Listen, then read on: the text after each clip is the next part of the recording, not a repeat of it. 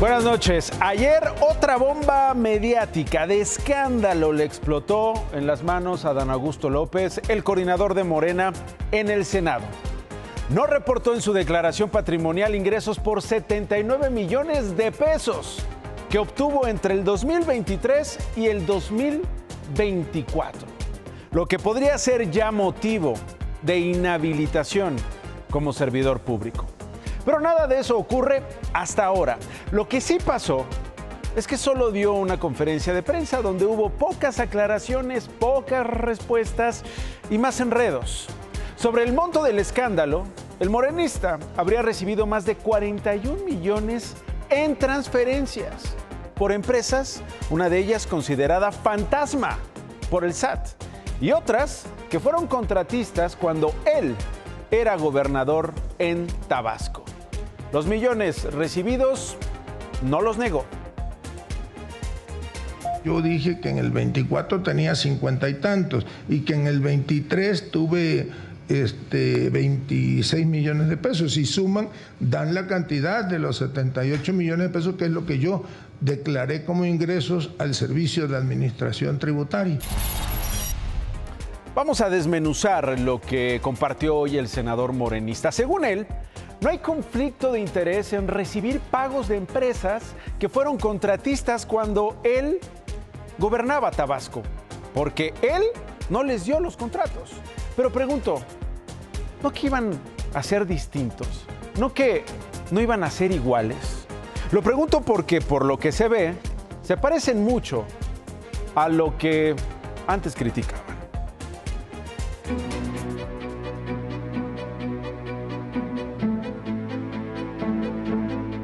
No es ningún delito. Yo no recibí transferencia. A ver, a mí me pagaron por servicios profesionales, personas físicas o personas morales. No tengo de qué avergonzarme. Yo sí sé de parte de quién y de quiénes. Pero como decimos allá en el pueblo, a todo santo le llega a su capillita. Ante los señalamientos de haber recibido más de 41 millones de pesos por parte de empresas que fueron contratistas cuando era gobernador de Tabasco, así respondió Adán Augusto López.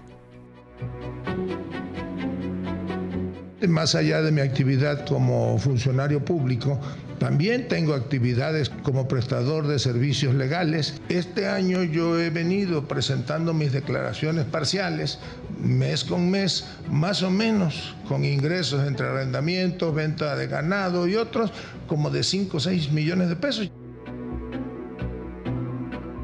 Algún mes he pagado 400 y tantos mil pesos, el último mes creo que pagué mucho menos, pagué como 80,000 pesos de impuestos. Efectivamente a mí me contratan, modestia aparte, pues soy el notario público de mayor éxito en la historia de Tabasco, sin agraviar a mis demás compañeros notarios, y ahí está el numeral de escrituras. Eso sobre los millones. Luego le preguntaron sobre Hernán Bermúdez Requena, el abuelo, líder de la barredora y quien fuera el secretario de Seguridad Pública de su administración en Tabasco. Insistió en que él no sabía nada. La frase favorita de estas semanas: no sabía. Que si era jefe de la policía, pero en realidad era un jefe criminal, no sabía. Es más, no se siente mal por eso. No me siento mal, si esa es su pregunta, por haber nombrado a Hernán Bermúdez. Dio resultados, cuando menos, durante el tiempo que yo estuve como gobernador. Dio resultados. Era un jefe criminal, sí, pero dio resultados. Era jefe criminal, encabezaba la barredora, sí, pero dio resultados. El senador ha sostenido, según versiones, que no tenía ninguna propiedad fuera del país. Y según esas mismas versiones, de tenerla, la donaría para acallar los señalamientos infundados. Bueno, hoy habló de un departamento del que resulta sí es dueño en Houston. Actualmente tenemos otro juicio por un depósito que nuestra madre en vida mantuvo durante muchos años en los Estados Unidos y que está en litigio, como también está en litigio un departamento en la ciudad de Houston, Texas, que también es producto de, digamos, de la herencia familiar. Millones y millones, dichos como si fueran cosas normales. Cientos de miles pagados, según él, como impuestos, como si se trataran de otras rayas al tigre. Pagos a sus cuentas de empresas que son investigadas por presuntamente ser tramposas como empresas. ¿Hay que acostumbrarnos a esto? ¿Es la nueva normalidad? ¿Es normal que un senador venda ganado, tenga ganancias inmobiliarias, cobre como notario público estrella, reciba millones y millones de ingresos que no vienen de su sueldo como legislador? Repito, no que no eran iguales. ¿Qué no se supone que un senador o cualquier funcionario público, de Morena, del PRI, del Verde, del partido que usted quiera, del PAN, que no se dedican solo al encargo por el que los eligieron y a nada más que al encargo? Decía en la conferencia que pudiera tener incluso más ingresos que los que hoy señalan. ¿Cuánto es más? ¿Van a investigar? ¿Habrá una investigación? ¿Es normal que haya legisladores con estas riquezas por éxitos que no son exclusivos del servicio público, del servicio al país, sino de intereses personales, empresariales? ¿En serio van a ir al fondo? ¿Quién más pierde con todo esto? Con la duda, con los conflictos de interés, con lo poco claro de tantos millones. ¿Pierde la bancada, el partido, el régimen en el poder? ¿Qué dirá de esto el fin de semana o el lunes próximo la presidenta de México? Bueno, se lo contaré porque parece que este escándalo sobre el senador López Hernández tiene varios capítulos todavía por delante. Mientras, los que no tienen millones de pesos en el banco, los que no hacen negocios con empresas fantasma, los que tienen mucho que perder y poca luz que recibir, es nuestra gente en el sureste. Esta tarde se registró un apagón generalizado en los estados de Quintana Roo, Yucatán y Campeche. Más de 2 millones de usuarios afectados. El apagón comenzó alrededor de las 2:19 de la tarde. Se restableció el servicio parcialmente por ahí de las 9:30 de la noche hora local. Es decir, estuvieron sin luz durante más de 7 horas. La presidenta dijo que el apagón ocurrió por una falla en la línea de transmisión de electricidad. Señaló que las plantas de generación se encontraban bien y buscaban recuperar el servicio en las 3 entidades. Pero, ¿qué sucedió? Bueno, pues la Comisión Federal de Electricidad informó que salieron de operación 9 centrales en el sureste mexicano con 16 unidades debido a los trabajos de mantenimiento en líneas de transmisión. Tengo mucho más que contarle esta noche. Quédese, por favor. Comenzamos.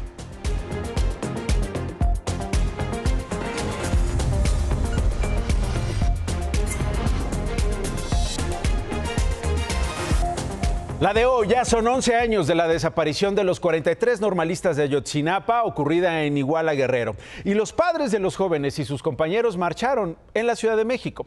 4,000 personas salieron del Ángel de la Independencia rumbo al Zócalo, donde se toparon con una plaza resguardada por vallas metálicas. Denunciaron que no se les permitió poner un templete. Aún así, siguieron exigiendo que el gobierno federal aclare lo que sucedió. Realmente es preocupante de que no le exijan al gobierno, o sea, que no le exijan al ejército los óleos faltantes. Ahí es pieza clave para dar con el paradero de nuestros hijos. Es una molestia para nosotros y tanto que si le pedimos cuando tuvimos la reunión, ¿sí?, que no pusieran barreras, y creo que lo hicieron al revés. En lugar que nos brinde atención para esta manifestación de 11 años, y nos pone barreras. A pesar de que el gobierno capitalino informó que hay un saldo blanco, hubo un grupo de 130 personas encapuchadas que, según autoridades, cometieron actos vandálicos. Hicieron pintas, rompieron vidrios, inmobiliario urbano. También se les vio a un costado del Palacio del Ayuntamiento saqueando una tienda de conveniencia.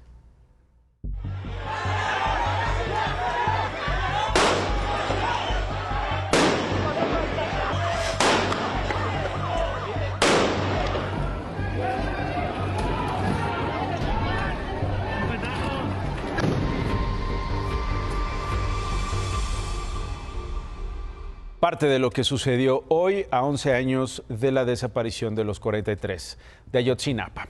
De último momento, le informo que un juez federal acaba de ordenar liberar a los 38 integrantes de la Iglesia de la Luz del Mundo que fueron detenidos el miércoles en Vista Hermosa, Michoacán.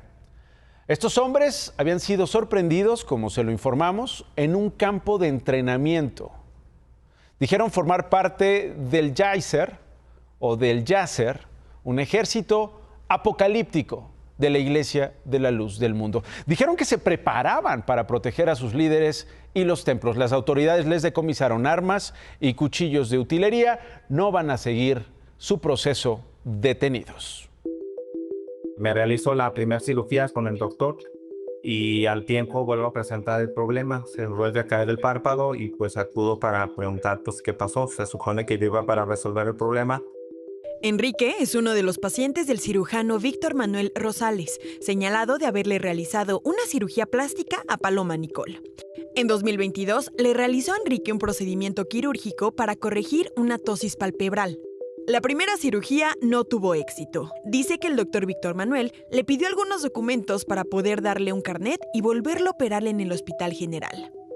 Ya la segunda la llevamos en el hospital en 450, bueno, casi la mayoría. Hubo una que no está registrada donde él me cortó un pedazo de piel del párpado. Una vez más, el párpado se le cayó. El doctor lo operó 6 veces, ninguna con éxito. Afirma que Paloma Yasmín, madre de Nicole, estuvo en la mayoría de las intervenciones. Sí, ella estuvo en casi todas las cirugías. No puedo yo decir a qué nivel participó porque la mayoría de las cirugías estuve, ¿cómo se dice? Anestesiado completamente. Hoy, Enrique pide justicia y una reparación del daño, mismo que le ha causado incapacidad laboral. Actualmente, el caso transita su etapa final de investigación y podría derivar en una orden de aprehensión del cirujano y su pareja. Ya la gente del Ministerio Público ya tiene documentos, expedientes, bastantes expedientes, pero como fueron muchas operaciones, pues habría que tener completos los 8 expedientes clínicos para poder acreditar todo el team quirúrgico. A decir del abogado Montenegro, existen al menos 3 pacientes más que están preparando sus denuncias por mala praxis. Hay otros 3 asuntos. Va con esta persona pues para ponerse implantes, le cobra cantidades hasta incluso en dólares y tiene este mismo modus operandi que pasó con Enrique. La primera una particular, después ya no me sale, te llevo a 450.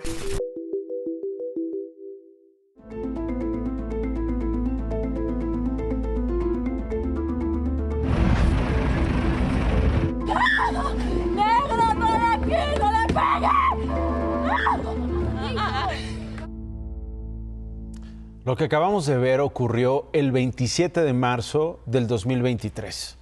Fue un incendio en la estación migratoria de Ciudad Juárez, en Chihuahua, donde murieron 40 migrantes. No pudieron salir, no pudieron ponerse a salvo. 27 sobrevivieron con lesiones y secuelas de por vida.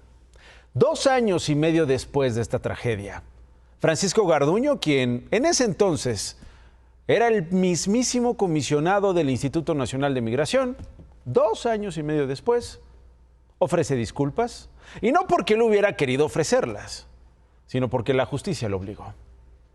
A todos, reitero a todos, les ofrezco con humildad una profunda disculpa por el sufrimiento y daño causado a ustedes y a su familia, que vieron cambiar su vida para siempre. A las víctimas sobrevivientes y lesionadas, también reitero mis disculpas por las consecuencias permanentes que han quedado en sus vidas. Repito, un juez lo obligó a hacerlo a cambio de otorgarle una suspensión condicional del proceso penal por el delito de ejercicio ilícito del servicio público. Es decir, se disculpó para salvar su pellejo.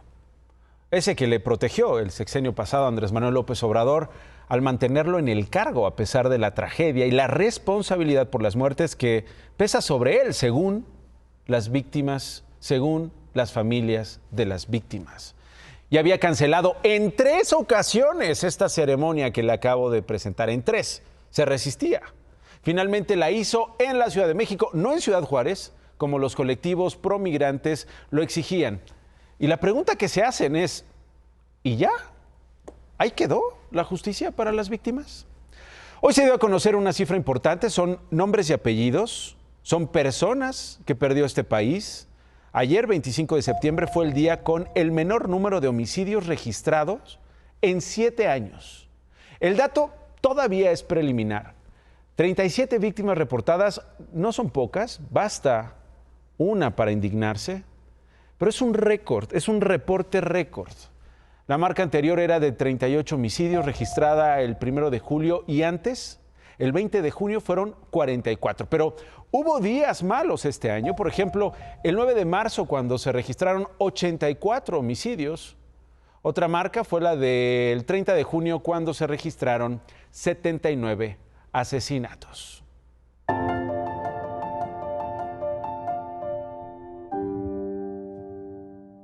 Hoy la historia de los músicos colombianos asesinados aquí en México ha dado un giro. La última persona que estuvo con ellos y que pedía que aparecieran, hoy está involucrada en este crimen. Angélica Torini León, conocida como Angie Miller, es la modelo, actriz e influencer que publicó los últimos videos de los músicos colombianos B-King y DJ Regio Clon con vida.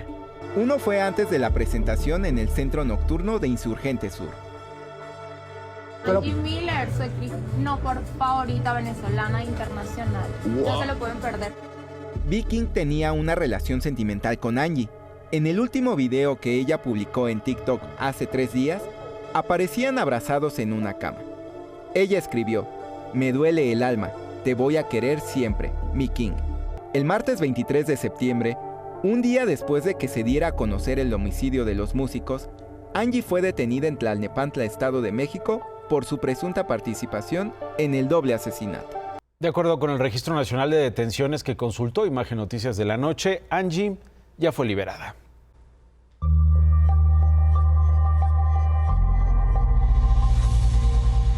Esta noche le pregunto si ya ajustó su monto transaccional de usuario. ¿No sabe qué es el MUT? Bueno, pues los bancos van a listar modificaciones en sus aplicaciones y en la banca por internet y van a entrar en vigor estos ajustes el próximo 1 de octubre. ¿Qué es el MTU? Se refiere al monto transaccional del usuario. Es una herramienta dentro de la aplicación móvil o la banca en línea de los bancos, que permite establecer un límite máximo a la cantidad total de dinero que puede transferirse a otras cuentas. El tope puede modificarse las veces que cada usuario lo necesite. El objetivo del MTU, según las autoridades, es brindar más seguridad y proteger a los usuarios de fraudes electrónicos, además de dar mayor control sobre sus operaciones bancarias. La medida aplicará para transferencias electrónicas, sistema de pagos electrónicos interbancarios SPEI, cobro digital CODI y dinero móvil DIMO. No afectará operaciones en ventanilla ni pagos con tarjeta física. Hasta el 30 de septiembre, los usuarios podrán establecer la cantidad máxima por día, semana o mes. Especialistas sugieren fijar montos bajos, incluso de 0, para mayor seguridad y cambiar el MTU cuando sea necesario. A partir del 1 de octubre entrará en vigor esta medida, pero quienes no configuren el monto máximo, su banco fijará en 12,800 pesos la cantidad total que podrán transferir en un día. El límite podrá ser modificado por los usuarios cuando lo necesiten. Si no configuras tu MTU no habrá sanciones, pero hacerlo antes del 30 de septiembre podría evitar inconvenientes, como no completar una transferencia por rebasar el monto límite. En caso de dudas, contacta a tu banco para recibir ayuda. Cuarto día de sesiones en la Asamblea General de Naciones Unidas en Nueva York. Tocó el turno al premier israelí Benjamín Netanyahu y vea lo que le pasó.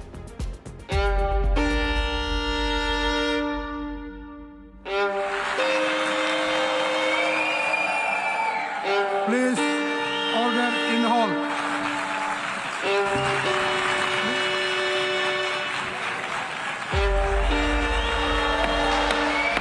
Please, order in the hall.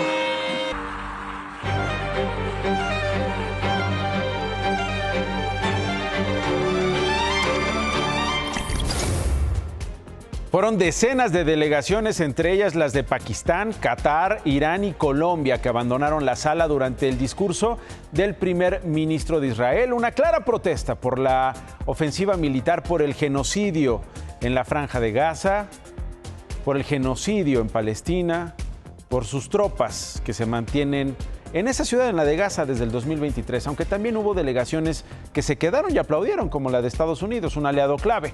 Netanyahu mostró un mapa en el que señaló a Irán y sus aliados como la maldición y criticó el reconocimiento del Estado palestino por algunas naciones.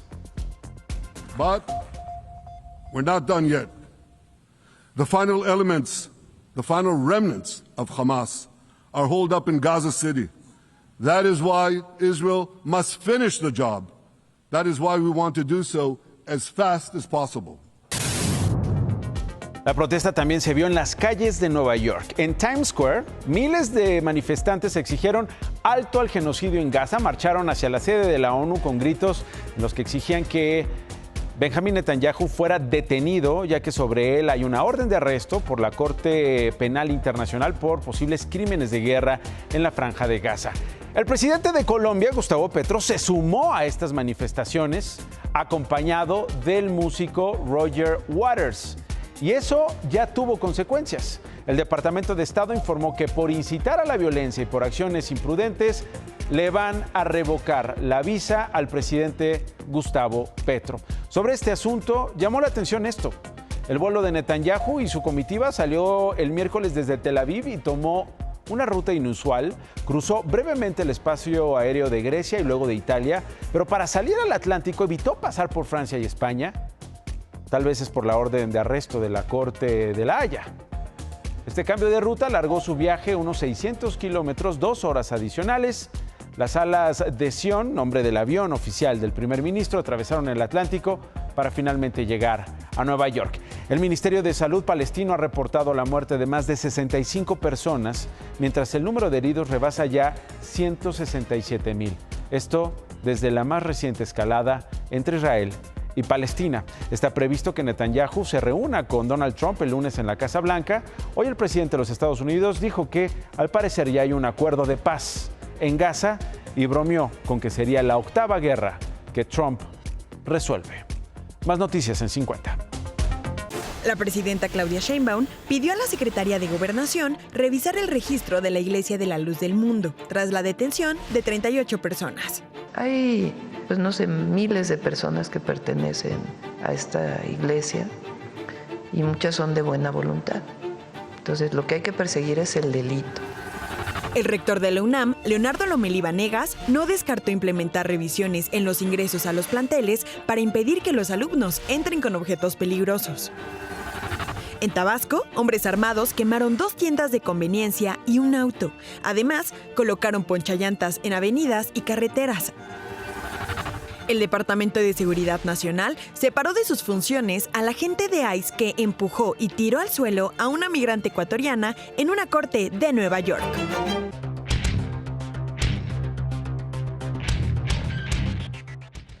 En la época de mis abuelos se decía que las comparaciones eran odiosas. Pero como pocas veces en la historia, la comparación es oportuna. Andrés Manuel López Obrador se dedicó a poner trabas, condicionamientos, gritos, sombrerazos a la intención de Citi de vender Banamex. Les puso muchos pretextos, tantos pretextos que no se pudo vender. Y la presidenta Claudia Sheinbaum logró que se hiciera una operación que es prácticamente perfecta para el gobierno mexicano. Punto número 1. El banco se mexicaniza. Es decir, es un poderoso banco de capital mexicano. Punto número 2. El banco ahora va a depender solo de la regulación mexicana. Punto número 3. Los bancos extranjeros mandan prácticamente todo lo que ganan en México, lo mandan como dividendo a su matriz. Ahora es dinero mexicano que se va a reinvertir en México. Se evitó la concentración, se evitó que un solo grupo se quedara con el banco. Las comparaciones son odiosas, sí, pero son total y absolutamente necesarias. Claudia Sheinbaum demuestra que ella sí hace lo correcto. Y yo ya me voy. Gracias, buenas noches. Gracias, David. Voy a pausa, regreso con un conflicto vial en Puebla que terminó con un motociclista atropellado. Más en 50. Fernando Farías Laguna, contraalmirante de la Marina, fue citado a comparecer el próximo miércoles en el penal del Altiplano por el caso de huachicol fiscal a través de las aduanas de Manzanillo, Lázaro Cárdenas y Tampico. El choque entre dos unidades del Metrobús de la línea 2 en Eje 4 Sur, Xola y Calzada de Tlalpan dejó al menos 12 personas lesionadas. El padre del cantante Julián Álvarez fue detenido junto a otras 3 personas en Campeche mientras viajaban en una camioneta con reporte de robo y armas de uso exclusivo del ejército. La Fiscalía General de la República y la Unidad de Inteligencia Financiera indagan a la empresa Power Green Technologies por un presunto fraude a la Comisión Federal de Electricidad por 1,000 millones de pesos. La última y nos vamos. En Izúcar de Matamoros, Puebla, este conductor atropelló a un motociclista luego de una discusión vial. El incidente ocurrió cuando Rafael se bajó de su moto, como veía, y enfrenta al automovilista. Después de algunos segundos, ambos se siguen en el camino y miren cómo pasó encima con su coche. Rafael sigue hospitalizado y presenta un pronóstico reservado. El automovilista se da a la fuga y sigue fugado. Gracias por elegirnos. Buen fin de semana.